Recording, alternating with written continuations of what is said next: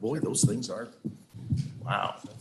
Jim Sheeline, Here. Arlen McLean, Tom Kitson, Present. Larry Mamini, Here. Rick Farster, Rick Humphrey, Here. Tim Bivens. Here. All right, instead of going left to right, I'm gonna go right to left. Dean Frails, do we have anything for us? No, sir. All right, glad you're here. Mr. Copey and Mr. Nicholson, anything to share with the group this morning? No, sir. Thank you. All right. Amy? Morning. Anything? Good morning. Good, thank you. All right, Nancy? No. All right, fabulous. Bob? Good to see you this morning. Oh, you're tag teaming with Mr. Boonstra. Tag teaming. Gotcha. All right, sounds good. Paul and Paula? The pair who will keep us educated to this morning. Charlie? Nothing that's not already going to be on the agenda. All right, Wendy? Very good. Thank you, guys. Appreciate it. We need approval for the minutes of the previous last month's meeting. Any additions or corrections? Hearing none. Motion to approve the minutes by Bivens, seconded by Kitson. All those in favor signify by saying aye. Aye. All opposed, motion carried. Okay, Treasurer's Monthly Financial Report. Paula? So, since most people have already moved on to just addressing Paul and not myself, he is going to make this report. You notice I said Paula because I know did, time is limited. But for me to almost do that. everybody is contacting him and not me, so here we go. So the report looks fantastic. Revenues are coming in strong. Our expenses are right where they need to be in terms of year to date. So we should be fine there. Capital expenditures are light compared for the year. So got that. Yeah, I did. You weren't paying attention. No. So any other questions? Wonderful to have such a positive financial reporting, financial people, and such detail. I appreciate that. Any questions from the committee on the monthly? Hearing none, we'll move on to, let's see, we had the quarterly last month. Insurance committee, we don't have Nancy here, so I'm assuming we don't have anything. Gredco, Liram, do we have anything from Gredco? Jason doing well over there. We have approval of the monthly resolution, the Joseph Meyer resolutions. Any questions on those? Hearing none, I'd entertain a motion to move those on to executive. Moved by Bivens, seconded by Kitson. All those in favor signify by saying aye. Aye. All opposed, motion carried. Okay, any unfinished business? Interesting. Any unfinished business? That is a new column. So Robert's rules says, instead of saying old business, which might imply anything that you've ever talked about before, whether a decision was made or not, you should change that terminology to unfinished business. Is that new language? Well, it's been in Robert's rules for a long time, but we just always use the term old. But again, that implies you could bring up anything, even if things that had already had decisions made on them. So by re-changing this, it's literally any unfinished business, not just old business. Well, that makes sense. Who researched that? You or Charlie? That was not me. I didn't take credit for that. I found myself reading Robert's rules a lot lately. That's interesting. Thank you. One way we're demonstrating that we're woke, is that what you're telling me, Mr. Bivens? We're a woke committee. Well, I didn't think of that, but. I did. Oh, all righty. We'll move on to new business. ARPA committee recommendations, and we have the ARPA. So up on the screen behind you, for those of you who have your back to the screen, is the latest version of the ARPA committee balances. Last month, out of the ARPA committee, because ARPA committee is now going to meet only periodically, quarterly, for example, in the month of September, it might have been August, the ARPA committee did make a motion and it did move forward to this committee, but this committee failed to act on it. My fault, not yours. It was on your agenda, but we just didn't act upon it. So we're kind of circling back to the ARPA committee recommendation that was to take any remaining unallocated dollars and allocate it towards county capital projects. That might be the broadband we talked about last month. That might be internal capital projects. That might be the software for the state's attorney and public defender's office we're going to talk about a little bit later. So that motion came out of ARPA, so this committee needs to consider it and decide if you're going to forward it on to the board. Yeah, and as it turned out with what we had at county board, full board meeting last night, it's probably just as well that it worked out the way it did. So what we'll do is we'll take a motion to accept the recommendation from ARPA to transfer the remaining ARPA funds, which would be in the amount of $3,228,570 and move that into capital. And I'd entertain that motion. Moved by Kitson, now I go in reverse. Moved by Kitson, seconded by Bivens. You guys are gonna have to catch up. I don't know what to tell you, Laram, and you guys. Any discussion on the motion? Does that go to executive? If Yes. something changes in that period of time, we can always bring that back out. I don't have something in mind, I'm just devil's advocate, say. Do you have an opinion on Something came that? up in community service things or something that was, can we pull it back out of there at that point before it's been spent and go back into something approved by ARPA? I will refrain from responding to that and refer to our attorney. I don't know. I'm going to give you the attorney answer, which is it depends. So if we're talking about something that has to do with a project that's within the community that could be supported by the government, then I don't think you have to move it at all. I think you can still use that money. But when you're talking about like the small business grants that were given out or the small business money, the expenditure that was given out, I don't know that you'd be able to do that from capital.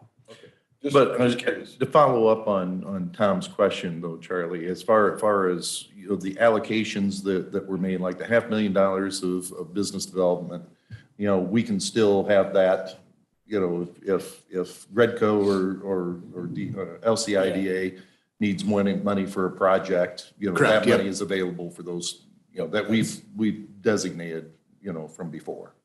It wouldn't be I'm sure Paul's itching to get in here, but it wouldn't be from the designation. I mean, you can still take care of those projects through that. Yeah, Okay. And really think of ARPA now as county general funds. So whether it's in our county general account or in our capital account, it's still county general. And since we took it as a one lump sum, we can really spend that any way we need to. So I don't really think you need to move it back out of capital if something came up where you wanted to designate some dollars to something, because Thank it's you. yours to spend. Okay. Okay. Yep, thank you. Okay. Any other questions from the committee? Hearing none, all those in favor of the motion signify by saying aye. Aye. All opposed, motion carried. All right. Next up is fiscal year 2023 levy. Paula, Wendy? Wendy. You want to We'll lead just us keep through throwing this ball the around. the levy ordinance? Yes, Appreciate it. so this is the first time you're seeing this. You have discussed throughout your budget process what our anticipated property tax levy dollar amounts would be in the various funds. And this levy document reflects that all the way through. Every one of those individual line items are reflected in what we've already discussed and you've already approved in the recommended budget, with one exception. The corporate line item is slightly higher than what we anticipated or budgeted for. This falls back to the conversations we've had over the years about PTEL. Because we're a PTEL district, we want to err on the side of caution and levy slightly higher than what we anticipate we're going to receive, because at this point in the assessment world, things are still very tentative. Tentative exemptions, tentative EAVs. And so this is, at this point, a strategic guess. So we have erred on the side of caution and increased the corporate line item slightly higher than what you budgeted for earlier, what we talked about. To give you an idea of the numbers, last year, our actual levy, not our budgeted amount, but the actual amount we received was $7,250,000. $787,903. With the changes in the levy we're proposing, that'll take us up to $8,424,200. That is an 8.17% projected increase. Again, remember, we're under PTEL. PTEL restricts our ability to raise property tax levy to the consumer price index or the consumer price index or 5%, whichever is lesser. Consumer price index this year was actually higher than 5%. So we can have 5% over and above what we got last year because of the CPI. In addition to that, we have a fair amount of new construction or new property that also factors into the PTEL calculation. So between the two things, we are projecting an increase up to about $8,424,000 or just a little over 8% based on all the projections that we've done. You have a resolution in the first page is just kind of your explanation of the numbers and what the projected rates will be compared to last year's rates. And then the second page is the actual levy that will be on the board agenda for approval. This month, it's just a layover process. It'll lay over until November. So with that kind of caveat or background, I'll throw it out for questions or discussion. Questions for Wendy? Well, Gotta use your mic. I guess I don't know if it's a question as much as it is a statement. Mike. I personally have a problem raising taxes this much when we have constantly talked about how good the outlook is on other forms of revenue, sales tax and things of that nature. I don't believe, I'm not in the camp that we should be building a war chest just to have a comfort level as far as our operating goes. So that's just my personal opinion. I mean, 5%, if that's what we're allowed by law, I got no problem with that, but I see no reason to go above that.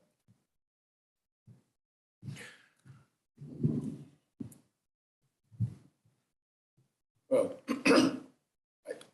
we always are looking for money, but as Rick said, this year we seem to be doing well. As we talk about, we've been able to add people, and I have concerns that the taxpayers look at why you're raising my taxes. Use Rick's term, build a war chest, and I think it's a very sharp edge we walk to have just enough money for our expenses, but not to be overtaxing people. If we build that revenue somewhere else like we used to from the landfill, that's one thing, but I have the same concern Rick has, I guess. So now this is for Paul or Paula. And that is, if we froze, what would the numbers look like if we froze rates as last year? So there would not be, what impact to this levy would there be? Froze rates or froze the amount? Sorry, Paula, because, go ahead. Froze the rate. Because if you froze the rate, that would you'd still be capturing new property.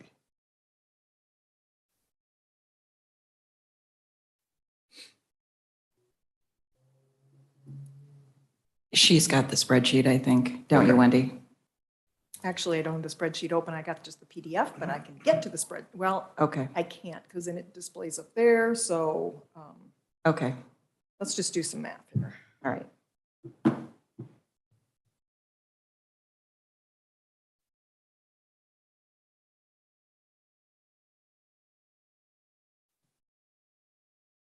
Yep, can't get to it from here. Sorry, I'm going to have to dive into another file.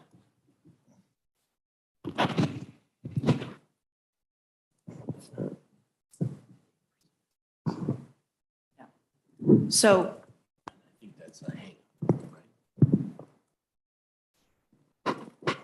well, the increase is not in there is an increase in the rate. So if we'd have to go back and recalculate that, which I think Wendy is working on. Yep. So,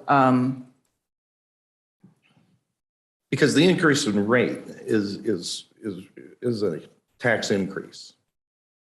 yes, but you aren't increasing the rate. You are asking for a dollar amount. Correct. So the But rate gets, the net effect is, as Rick said, it is an increase in the tax rate of the county. it is, but this is asking for more than what you're going to get. Mhm. Because we've always pushed this up a little bit so that you don't lose any of that new income. If you don't take that new income now, you never get to take it ever. You lose it forever. So you need to be aware of that, but you are actually asking for a dollar amount, not the rate. And the rate is calculated because you're tax capped. It kind of gets calculated in there. And this gets to be a lot longer conversation, and I didn't really prepare anything to try to describe this. So, I mean, if you give it up, you give it up. You're not going to get 8%. I think we estimated it's probably going to be less than 7 is what you're really going to get. But if you walk away from it, you walk away from that new construction, not necessarily what somebody is going to pay in taxes. But politically, you can do whatever you want. Correct. The other thing I would say is a reminder that I think it's it's foolish. but- 8%, or as Paula said, more likely less than 7% of the county's share of the tax bill. It's not everybody's tax bill is going to go up 8%. Our share of the tax bill is about 10% of the overall taxes they are paying. Right. So We in have very terms of- little impact. Right. So keep that in mind. The impact isn't what it appears when you look at just a flat percentage. There's more to the story. Jim? So did you calculate with that? Mr. Nicholson. I'm still trying to Yeah, find the last I'm one. about as fiscally conservative as anybody in this room, but I don't want to see a repeat of what was done in 2002 or whatever when we sold the nursing home, because we had some extra cash, lowered the tax levy, along comes P-TEL, we were stuck. And this is what you're contemplating right now. So I wanted the committee to see what the dollar figure would be if we froze at last year's rates, what that would actually have the impact on the levy. Paul said we can't walk Hold on. away from that new construction. Right. I'm gonna do a quick and dirty. Hold on.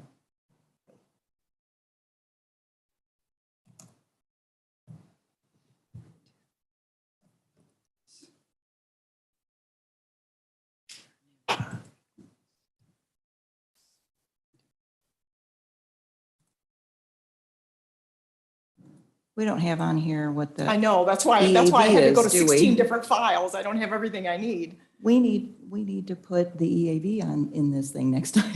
That's right. So the new EAV is, well, this is the anticipated, Yeah. estimated is 923 million. 923. That's the increased amount. Yes, that's the increased amount. What's the total EAV? Oh, Paul's got it right here. No, I'm sorry, that is the total EAV, Paula. 903 million. Remember, that's adjusted for exemptions, and so that's the rate setting EAV. I need one more zero.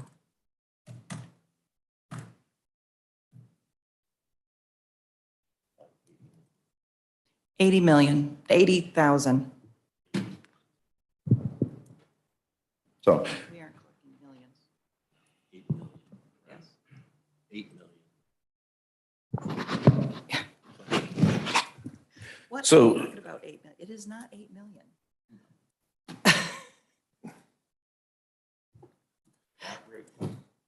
This is the change.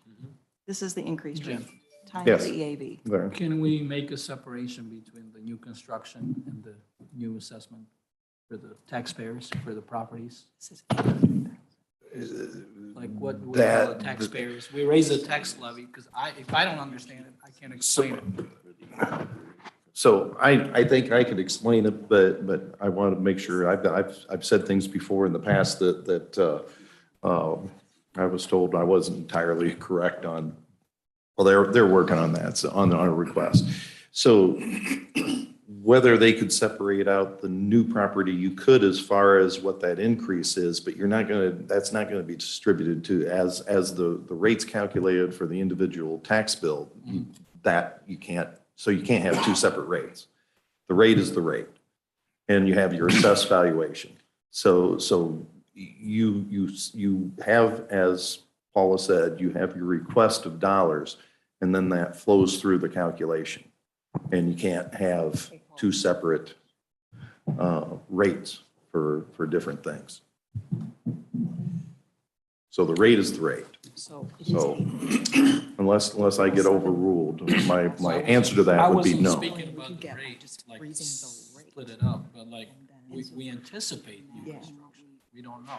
Well, you could And do we don't that. wanna I mean, lose you it. could do that in the EAV. You could take what the new construction amount is, and you would ask your dollar amount for that increase of EAV. But then what you would do is then, as the process rolls through, and as Paula says, you're not going to get the 100%. You're actually going to be less than what you asked for. And that's true always. So I wanted to ask, what difference are the two numbers that we're looking at? So if it's roughly around, I think I heard an $80,000 number, that's probably pretty close. Yes.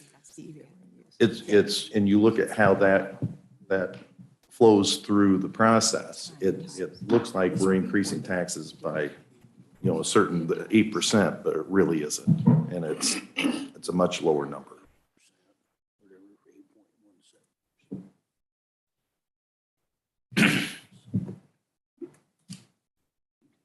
Well, I think it's a little higher than, well, it's higher than CPI. Anything higher than CPI. It's kind of hard to tell our taxpayers. But the reason why it's higher than Knowing the what the economy will CPI, do this coming year. because remember what the CPI is against. The CPI is again, you're looking at that in total, but remember, you're allowed to capture the new property. And that's why it's at the 8%. So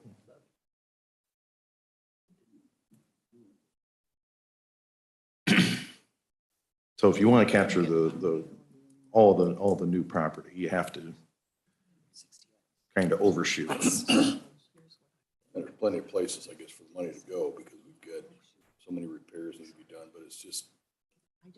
Well, we're sitting on 3 million in ARPA capital. We've got 10 million in capital fund, or whatever that number is today. Every year, our expenses, we return money back. We have been, department heads have been very good about returning money back. I see no need in exceeding what our tax cap allows us to get. So Yeah, that's why I'm that's getting. my issue. Yeah. Okay. We're not, So- we're not Okay. 1 year from bankruptcy, so. You're going to get about 350,000 less. On that, okay. Yeah, that was more than what I was thinking.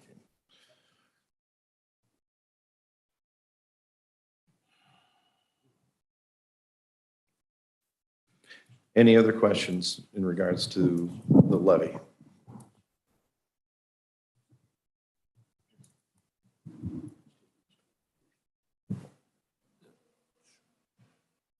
So keep in mind, when we present this, it's not, we can't present it as a frozen rate. We got to come up with a dollar amount. So if you have a different dollar amount in mind, and quite frankly, the 360,000 difference that Paul is talking about is going to be darn close to the overestimate that we've given you, because we believe we're going to be less than 7%, not over 8%. So you'll end up taking potentially that much cut anyway through the PTEL calculation process. So the action that you're looking for from the committee this month is to move this to full board to be laid over. Correct. All right. So And let's get a motion. Yes? you are going to have to do something at this month's board meeting. So if you want to change it, you need to change it here because it has to be on here. It has to be approved in November so it can be filed with the county clerk's office in early December. So to move the discussion along. So I'll make a motion that we pass along the levy at the allowed rate without having a truth and taxation hearing, and that's what, 5% this year because of the inflation is what I understand. 105% is always truth in taxation. I thought it was 4.7 before, but because of the inflation this year, it's increased to 5. But whatever the number is, that's what I would support. So however that, if you need a dollar amount or a percentage amount, I don't know which the terminology we need here, but that's what I would support. Hey, Jim, I'm going to try to add something and it may be worthless, but Well, before we do that, go ahead. motion's been made. Okay, I'll go ask ahead. for a second and then we'll have discussion ahead. and you can weigh in on that. So is there a second to Rick's motion? And that would be to limit the levy to 105% of last year's. I'll second it, but I also Levy. have a question. Okay, so we have a first and a second discussion. So can we go to Paul first? Yeah, that's fine. Okay. So this 8% that you saw on the chart that Wendy had, that's just the dollar value increase year over year. But that includes new construction that was never there last year. So if you think about it in terms of you added new construction of $100 million, and I know that's a way out number, but if you added that to your EAV, that would be $100 million at the rate of, let's just use last year, 0.8, 0.08, whatever. You're talking another $800,000. So you're not really increasing your rate by more than what your PTEL tells you are. It's a pure dollar view of what your increase is, but it's including new construction. If you had no new construction, you would probably be a 5% increase, is what I'm trying to tell you.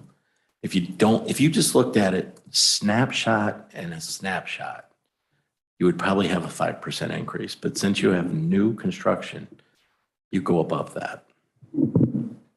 Your new construction, is primarily energy.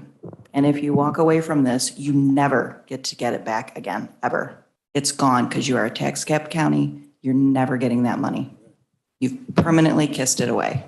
And I'll just add to that over the years, as long as we've had PTEL, since the late 80s, early 90s,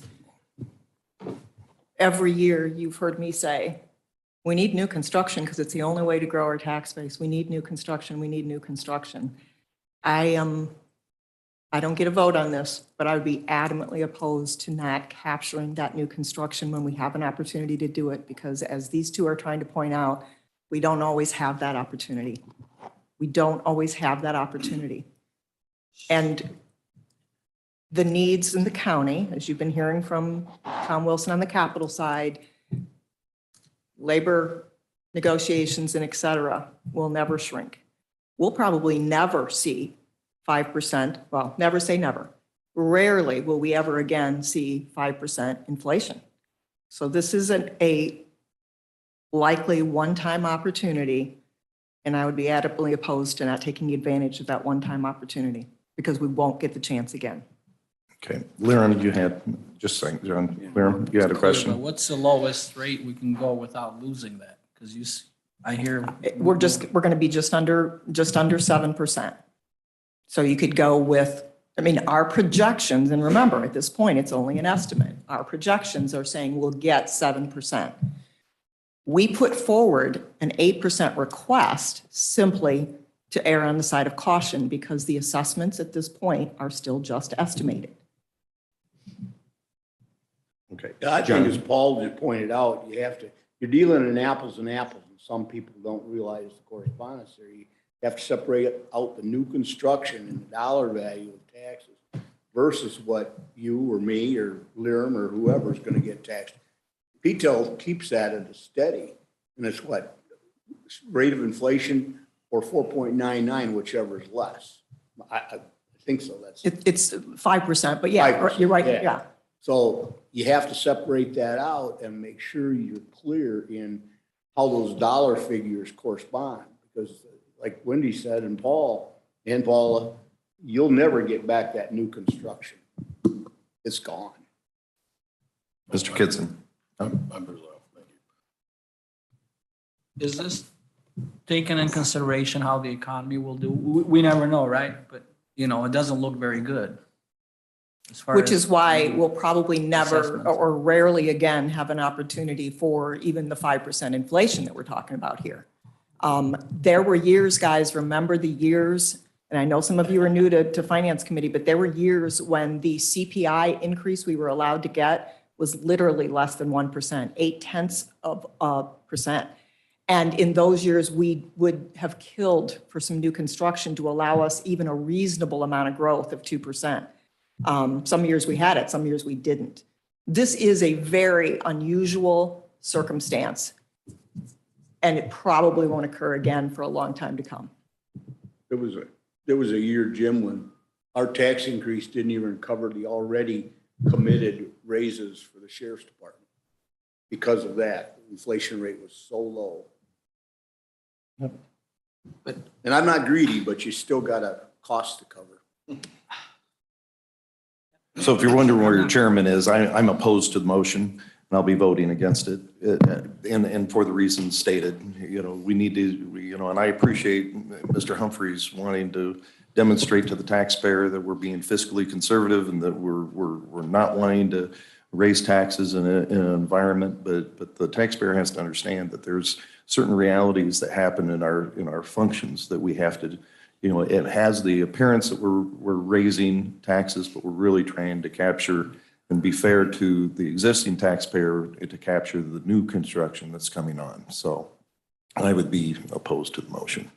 Ms., do you have Well, something? that's also my concern. How do we tell the homeowners that because of the market, the housing market went way up, right? So guess what happened? The taxes went up.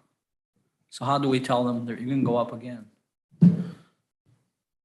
That's a function of the marketplace, and we have no control over the marketplace. Ms. Bivens? Paul, you said you came up with a number of 350,000. Excuse me. That would be the difference.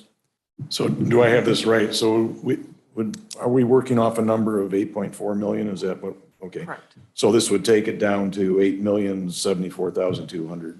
Yeah. Okay, so that's the number you're looking for then for your motion? We're looking for the 8.4, but Right, but I mean, you said there has to be a number. You can't just, yes, so this correct. is the number you're looking Correct, for. correct. So that would be the number, right, that is it. Rick's motion would be, yeah, the 8,075,000. So I don't have it in front of me, but, because I don't know if we ever finalized our budget, but what was the bottom line number that we came up with? I guess that's the question I'm looking for. Yeah. I mean, I looked at the general fund, and we originally come up to 6.4 million, but we're asking for 6.55. So to answer your question, Rick, every one of the other line items, if you went through the budget that's proposed, Yep. every one of those line items is equal to what we proposed and projected in the budget that you all have talked about. The only line item that was adjusted upward slightly to give us that little cushion is the corporate line item. So if what you're telling me, the corporate line item, the difference there is about 100,000.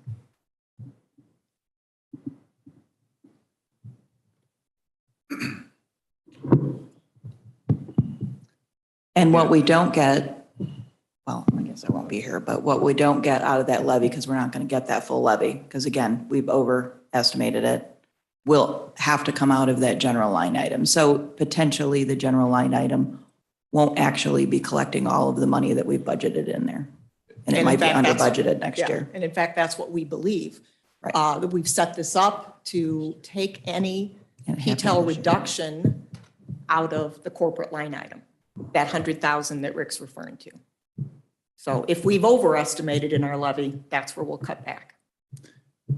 And I guess the thing that is my issue is that we've constantly talked about during the budget process, all these extra avenues of revenue streams we got coming in between the sales tax and everything else is running so much higher, plus the money that's been returned by the department heads. And I just have a problem with I mean, if that was our only source of revenue was sales or property tax, then yes, I could support this, but Can you guarantee that the sales tax and the PPRT are going to stay where I they're can't at? guarantee Keep going up? anything, but that was the message that we were given the whole time on how much higher everything has been trending. This year, So, but the and projections that we threw out to you and did not include that because there is no guarantee that that's going to stay up. Right. The economy drops, sales are going to go down, PPRT has got to go down, that's income tax.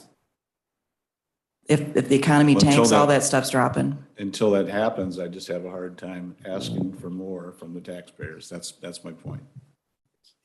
After the barn door is open. Question? Any further discussion on the motion? Okay, I think we'll do this roll call. Without objection. Becky, call the roll? No. Not on. Jim Sheeline, No? Tom Kitson, No. Larry Mamini, Yes. Rick Humphrey, Yes. Tim Bivens. Yes.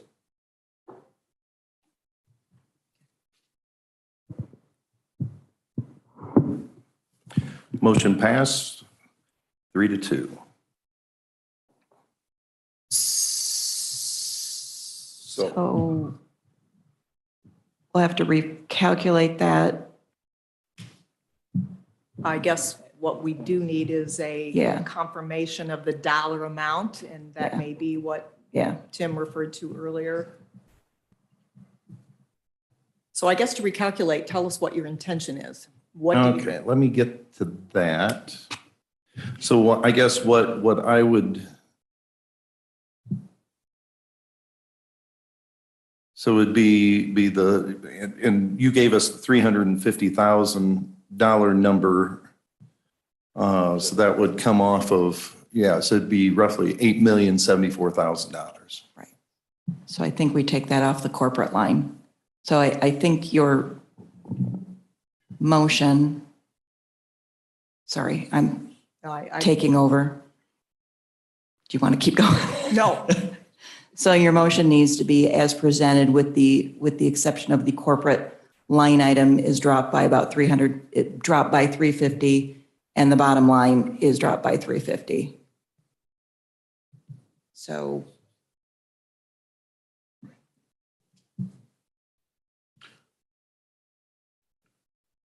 Why do we call that the corporate?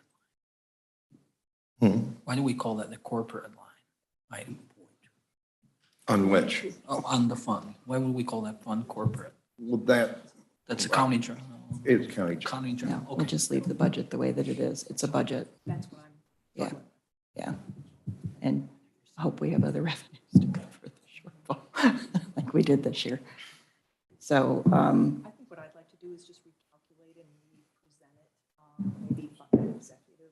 okay, yeah, yeah. Just to make sure all of our numbers are right. So if they approve it, push it to executive with 350, knowing that it's going to be, yeah, that'd probably work. Does that work? Okay. Okay, he says it works. So I'd just like a little bit of time to go back to our Excel spreadsheet, make sure all of our numbers are, and bring it back to executive with the correction. Rather than state a number right now, I just would feel better if I could go back to that Excel spreadsheet, and make sure all of our Ts are crossed and Is are dotted. Okay. But generally speaking, what we hear you saying is you want to reduce it by, give or take, that 350,000 that we estimated earlier. And we got there because, Jim, your suggestion was essentially to, or not your suggestion, but your question centered around freezing the rate. So we can back into it, whatever the rate freeze would be is what you wish to go, this committee wishes to go forward with. Is that fair? That was I guess that was the The question, and intent therefore, yeah. of Mr. Humphrey's motion would be that net effect, is Okay, that would all right. freeze the county tax rate for So this year. I think your motion to move it to executive is as presented, less 350,000 in the corporate line item. I think if you say that, that gives us what we need to adjust it, or what Wendy needs to adjust it for executive. Okay, is that clear? Is that Rick, the motion of the Clear? maker of the motion and the second? That's Okay. All right.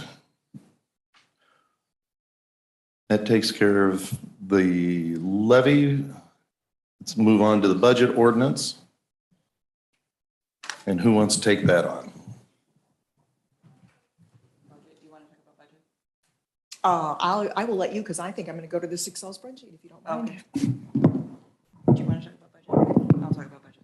Okay. Let me get back here to this. Okay, so the last.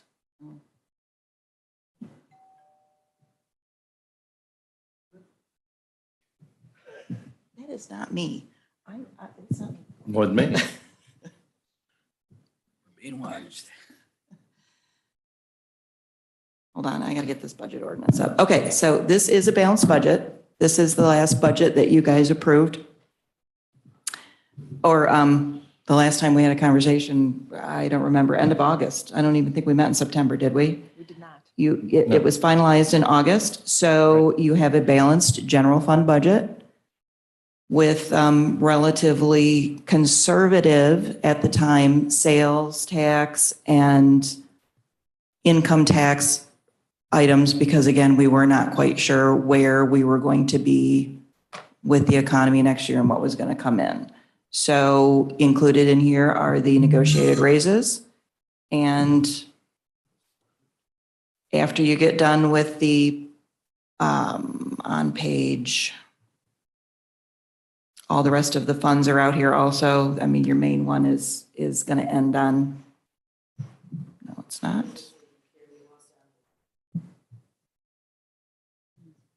That's because I shut it off a minute while I'm working on this Excel spreadsheet. Thanks, girls, for pointing that out.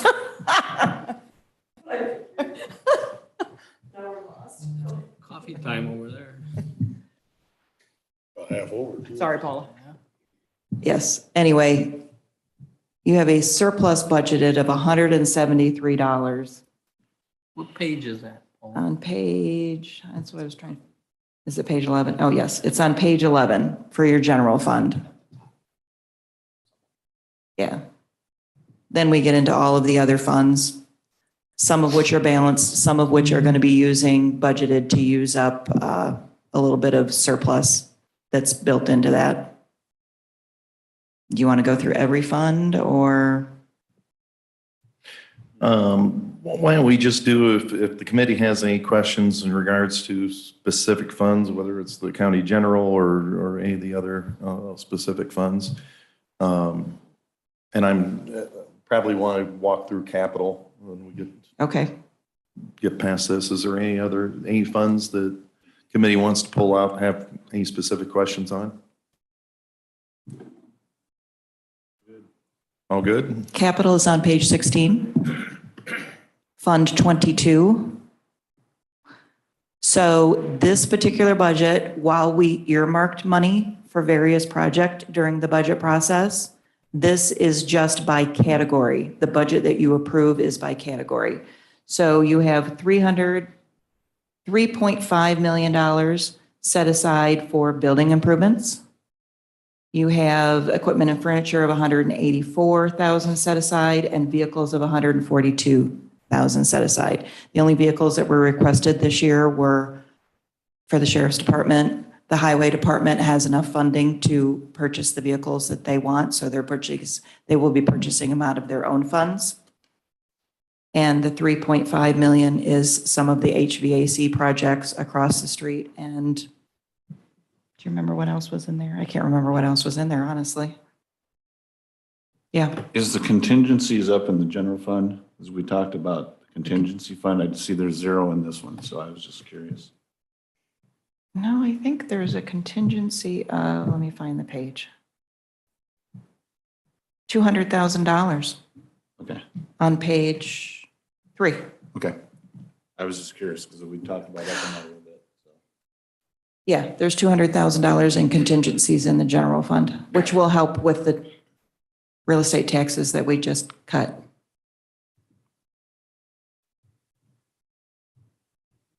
Because you're going to need it.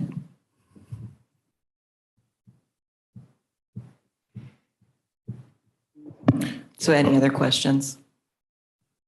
Okay, once again, we'll entertain a motion to have this moved on to executive.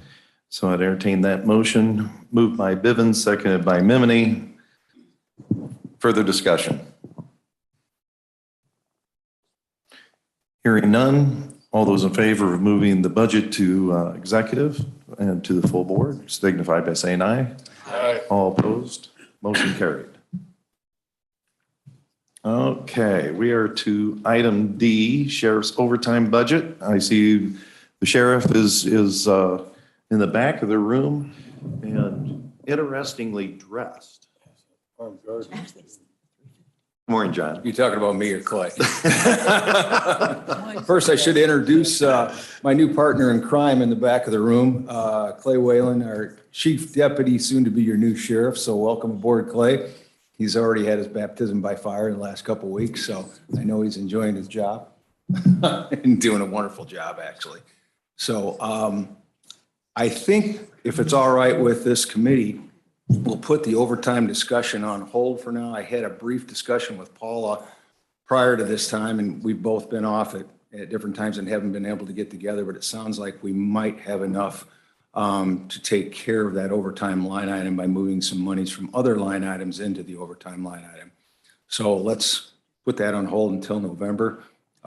We've had a couple really bad months, and I think we've talked about this all year with the staffing issues and some of the long-term injuries that we've had and deployments and whatnot. So we're still going through that this month. So I need to get together with her and make sure that we compare what we have in those line items and make sure that we can make them whole by November. So I think it's too premature right now to give you a good figure. All right. Any questions for the sheriff? Committee? Thanks, John. Appreciate it. Okay, State's Attorney Software purchase. Charlie. Thanks, sir. You may be aware of this. So as of 2015 or 16, we had a case management software, Full Case, that was in our office we've been using for the filing of cases and maintaining the cases that we do have.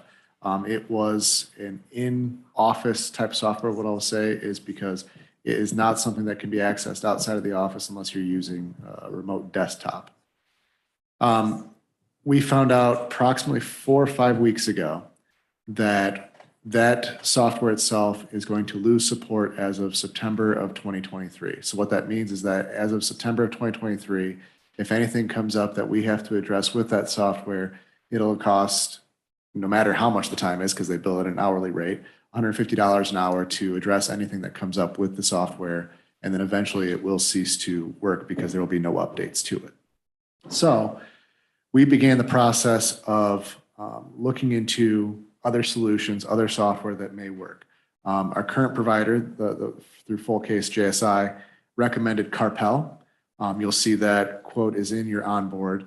Carpel has been recommended by the Illinois State Attorneys Association as well as other counties within the state that are utilizing it.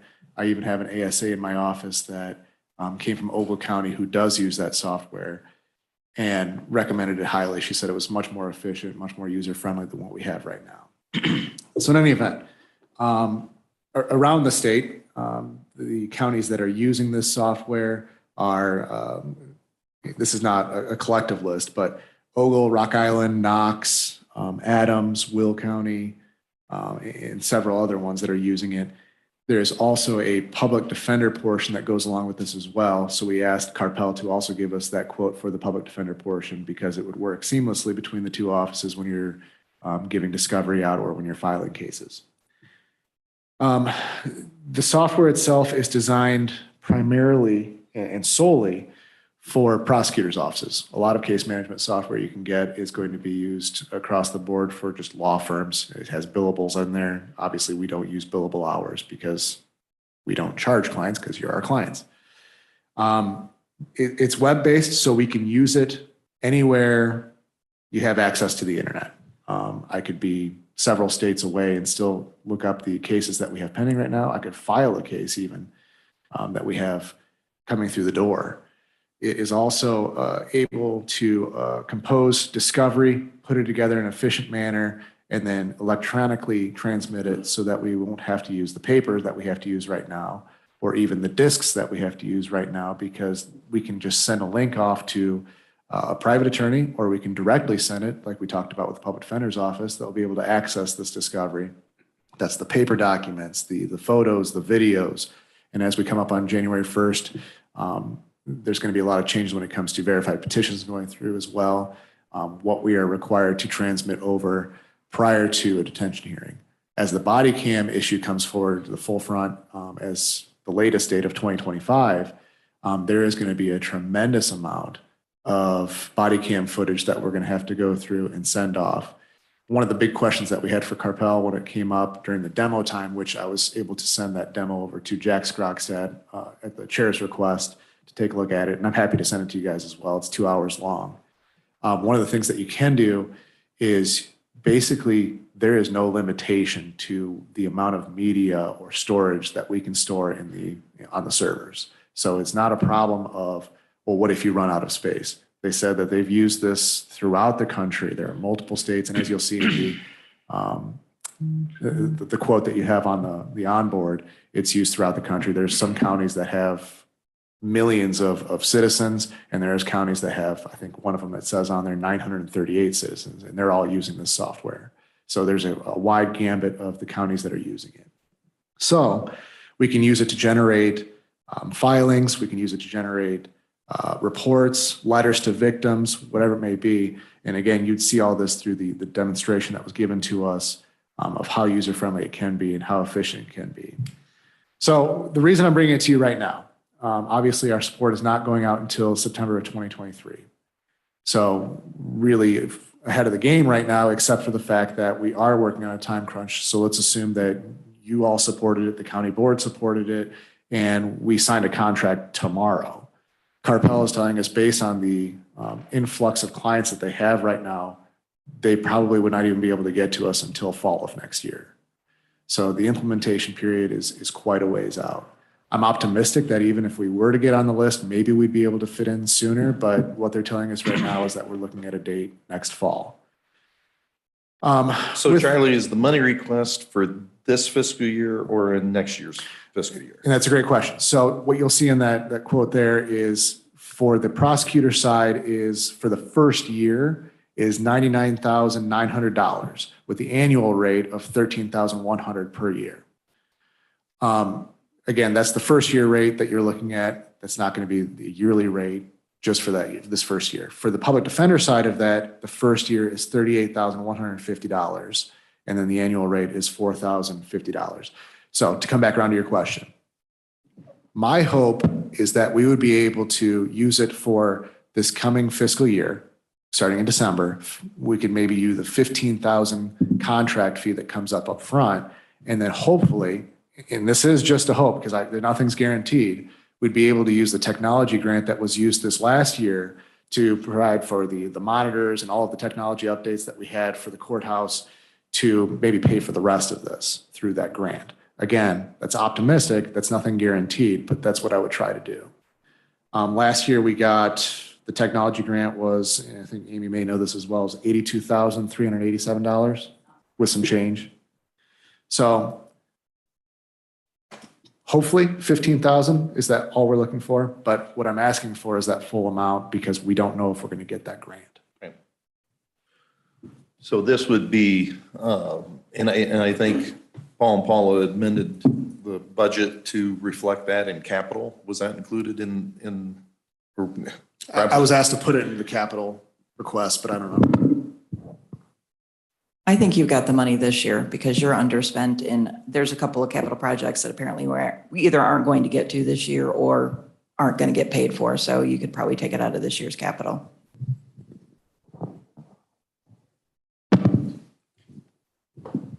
Charlie, are there any cost to either you or Bob for the present system we're using on an annual basis that we will eliminate?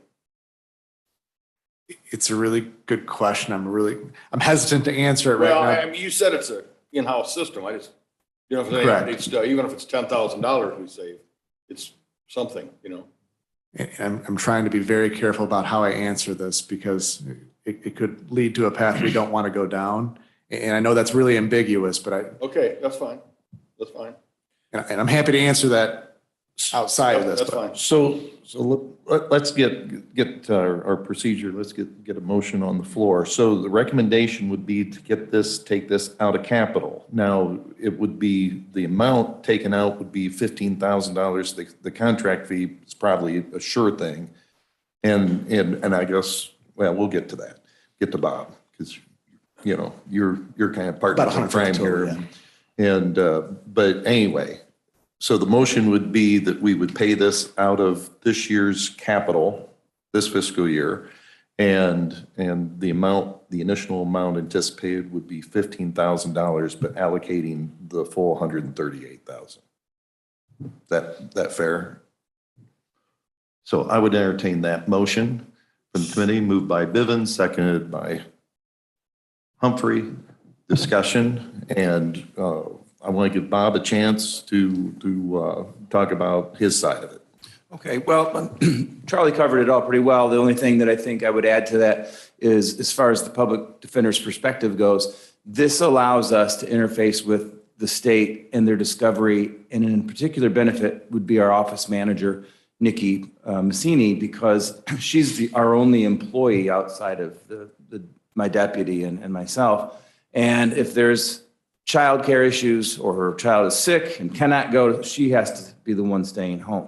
This allows her to work remotely because she loves coming to work. She does everything she can to figure out a way to, you know, take care of the kid, have the husband stay home or whatever. I mean, she just loves her job. It does give us that opportunity that we've never had before to allow Nikki to work remotely with the discovery.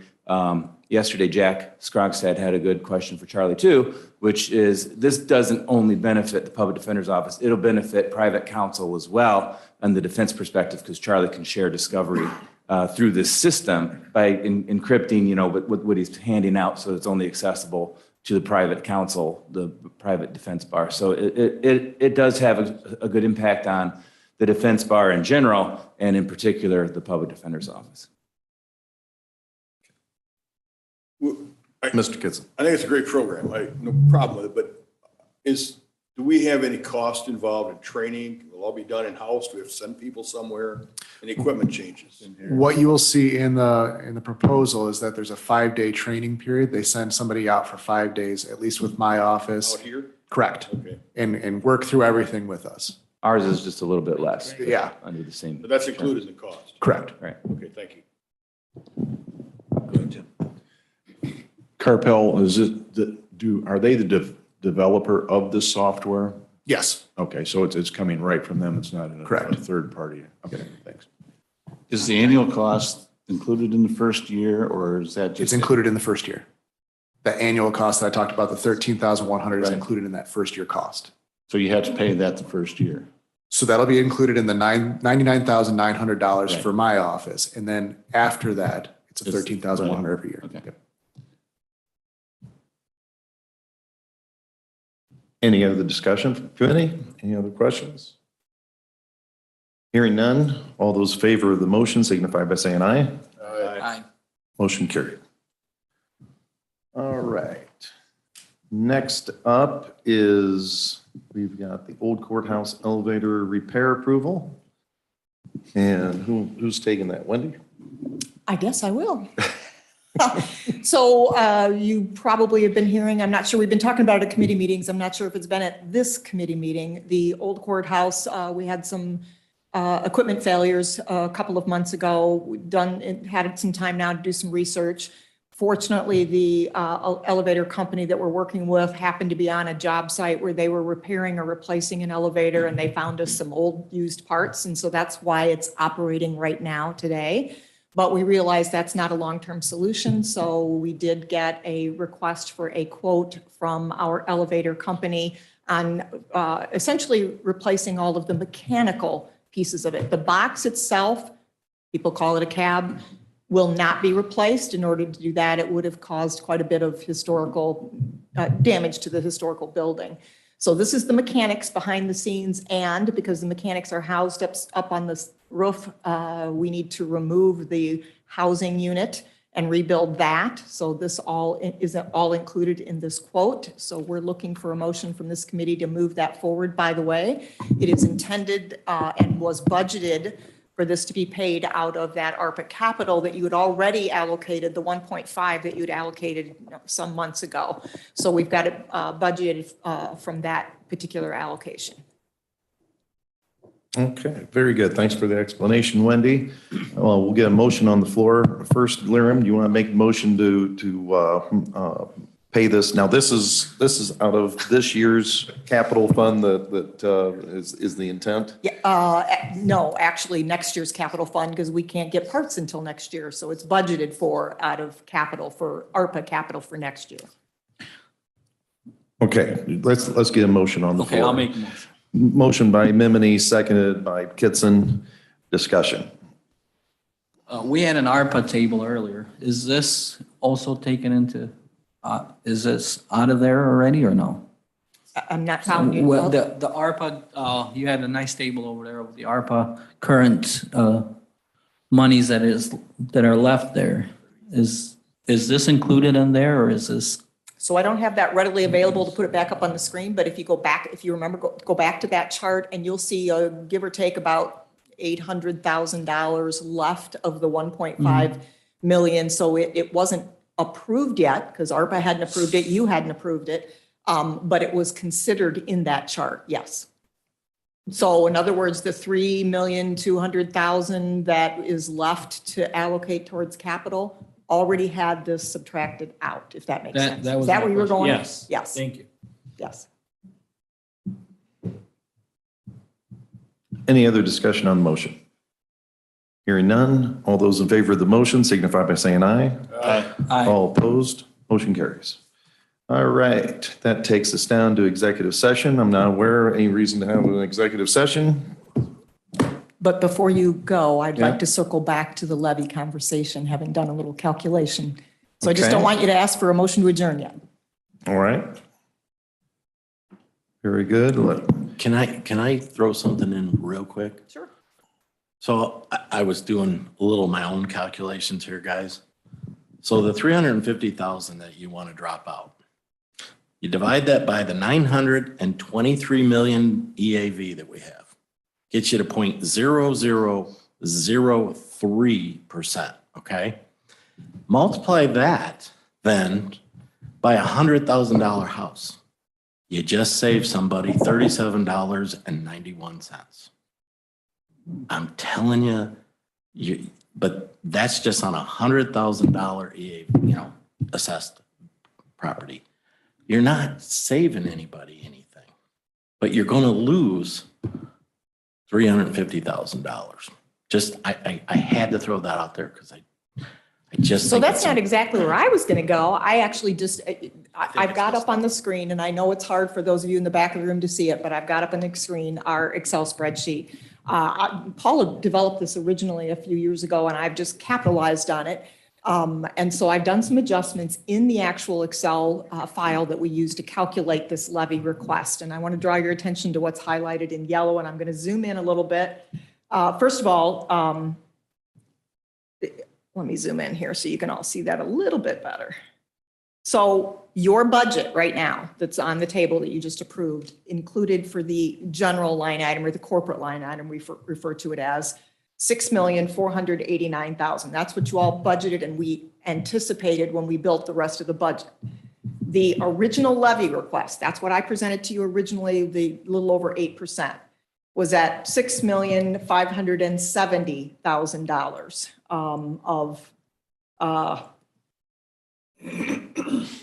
that was, again, reflecting the original levy request. And again, remember, that was at 8%. I thought we were going to get something less than 7%, but that's what I shared with you. If I reduce the $350,000, we're going to end up at about 3.68%. So we won't even be capturing the 5% CPI increase if we do that. So just for the sake of discussion here, I went back and plugged into my Excel spreadsheet. I'm going to shrink this back down so you can kind of see that it's a complex formula and there's several pages to this. If I go back down and I put in at least the 5% CPI, That means there's the 5% CPI down here. Zoom in again, here's my 5%. That means we would go to 6,325,000 in the corporate or general account. That is a difference of about 245,000 from my original request, 245, not 350. That would, let's see here. The adjusted levy that, I lost my numbers here. So if we took it down to 350,000, I guess I don't have that here in yellow highlighted. If we took it down to 350,000 again, it'd be about 3.68% is where we would be at. So I just want to be clear, is that what you all were asking us to do?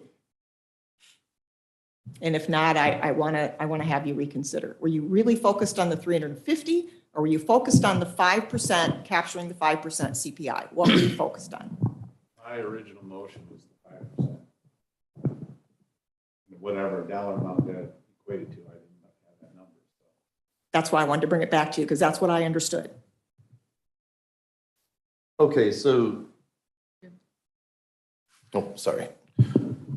So to get So 5%. to get to the 5%, what? It would be the corporate would be 6,325,000 as compared to what you budgeted, the 6,049,000. But total levy request would be in the neighborhood, or would be 8,179,000, and that's this 5% here. Or actually, it's 5.02%. We can adjust that slightly too, but. But as that flows through the process, the PTEL process, we're going to be less than that. Well, in this case, in this year, because the CPI is 5%, we'll get 5%. Okay. All right. What's always at question is what the new construction will add on top of that. So that's why we always have tended to buffer higher than that, because new construction is still being finalized at this point. But you will get 5%. Bob's back there raising his hand, Mr. Chair, if you want to call upon him. I totally agree with Wendy and Paul and Paula. We're in a recession. We're going to be going into a recession. I understand the CPI is high. Inflation is crazy. I understand you want to save the taxpayers money, but this is not the time to do it. It'll be the next time when we go off this cliff. I'm afraid we have huge revenue streams that are coming in, and we're very fortunate. But you're going to see them revenue streams dry up too with this as we go forward. I get what you're doing and what you're saying, but I think you're cutting it too much, in just my opinion. 10 after 10, I think it's appropriate we take a break, and let's reconvene at 10:20.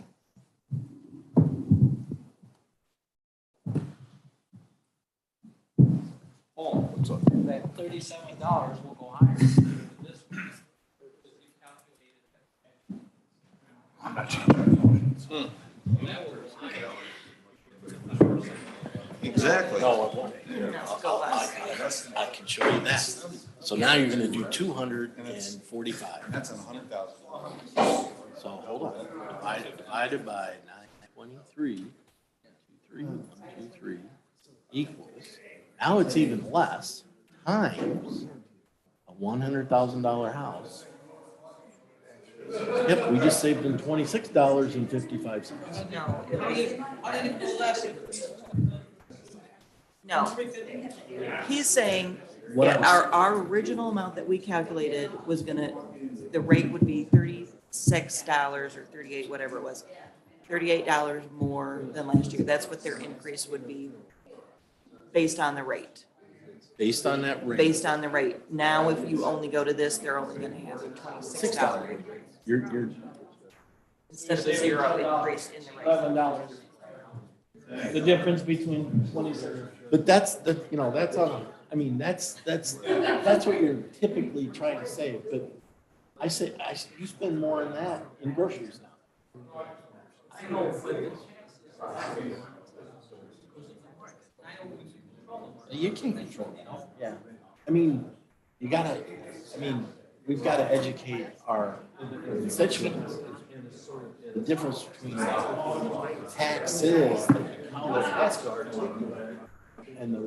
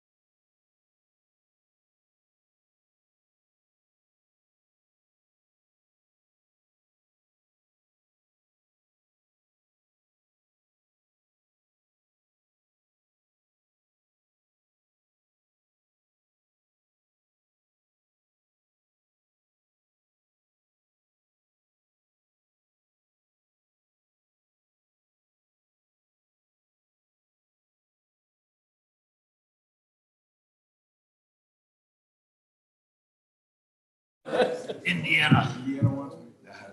Can't go back there. Indiana, what's in Indiana? We're. Everyone, mics are back on and we're back out on YouTube, so pay attention to your chair over there. Yeah. Okay, 10:20, come back from break. And we gotta wait for Lear. Where's Mr. Mimini? He was on the hallway on his phone. Mr. Chairman, when you have time, Yes, sir. before you adjourn, there's something that's not on the agenda that I wanted to bring up for Kevin Lally. It can be decided next month, but I just wanted to give you an overview if you got Okay, it. 2 all right. minutes. All right, sure thing. Was Lear out in the hallway? No? He was on his phone a minute ago. All right. Well, is there anything else? We're down to the end of the agenda.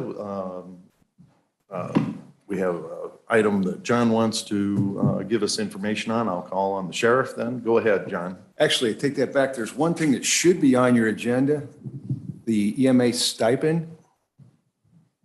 There's a board action request that was sent. Yeah, and I took that off because I needed to have a conversation. I want to have a conversation with Mr. Lally. You want to take that one before- off too, as well as there was 2 that were on there. You took them both off, is that Yeah, correct? right. Okay, all right. Yep, Gotcha. yep. So I mean, if you want to talk about what Kevin's doing and then also what the information that got put on and it was discussed in public safety was Kevin had a little bit of a issue with a drone, a little piece of equipment. One of the problems, vagaries of having this new equipment, it was the drone that EMA had previously purchased. And Kevin is, of course, if we all know that Kevin's ready to look for retirement and greener pastures. And he was actually training another individual to run the drone, and they had a takeoff issue, as I understand, John. And the drone was kind of worse for wear from the hard landing. Yeah. The landing was hard. Hey, I can attest, the takeoff is the easiest part of it. Getting down on one piece is always the challenge. Yeah. So I had a conversation, I don't know if y'all, Kevin was kind of alerting several of us of what was going on.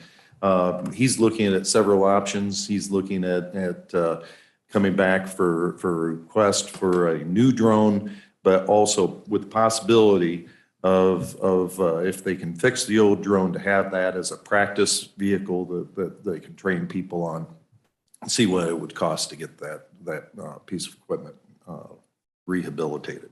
So, and then, was there anything else? No, that's pretty much it in a nutshell. The other thing about the current drone that had a hard landing is it's at end of life, like some of the other things that we run into from a technological side. So to repair it could be a little over $1,000. That's our deductible as well, but it would be a good idea to keep it as a training aircraft. It also has limitations on the cameras, especially at night with the thermal. The newer cameras are better, like all the technology, and plus this current drone cannot fly in inclement weather. The newer one can. So that's the other things he's going to talk about in November. Yeah.